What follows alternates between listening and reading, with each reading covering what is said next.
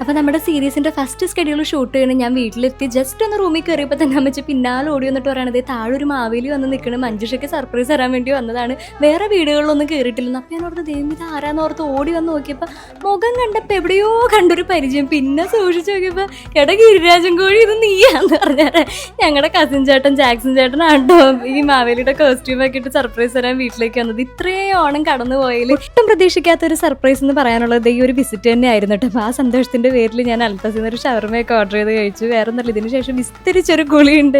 എന്തിത് വന്ന് കുളിസിയും വരെ കാണിച്ചു തുടങ്ങിയെന്ന്. അങ്ങനെയല്ല കേട്ടോ, സീരീസിന്റെ ഷൂട്ട് ചെയ്യുന്ന വീട്ടിലെത്തിയപ്പോൾ ഒറ്റ ലക്ഷ്യം ഉണ്ടായുള്ളൂ, വെളിച്ചെണ്ണിട്ട് നന്നായിട്ട് തേച്ചടിച്ച് അങ്ങോട്ട് കുളിക്കാന്ന്. അപ്പോൾ കുറച്ചായിട്ട് ഞാൻ ഉപയോഗിച്ച് വരുന്ന ഒരു ഷാമ്പു ആണ് ഈ നട്ട് ഹാബിറ്റിന്റെ ഫ്രഷ് നവദ ഷാമ്പു. അടിപൊളിയാണ്, അതുകൊണ്ട് നിങ്ങൾക്ക് കൂടി പരിചയപ്പെടുത്തി തരാമെന്ന് ഓർത്ത്.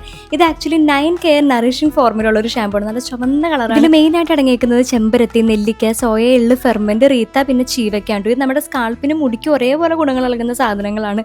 നമ്മുടെ മുടി പൊട്ടിപ്പോകുന്ന ഇഷ്യൂ കുറയ്ക്കാനും മുടിനെ നല്ല രീതിയിൽ ഹെൽത്തി ആക്കി വെക്കാനും സോഫ്റ്റ് ആക്കാനും ഷൈൻ ആക്കാനും സ്ട്രോങ് ആക്കാനൊക്കെ ഹെൽപ്പ് ചെയ്യും. ഫസ്റ്റ് വാഷിൽ തന്നെ ഒരു വിസിബിൾ ചേഞ്ച് എക്സ്പെക്ട് ചെയ്യരുത്.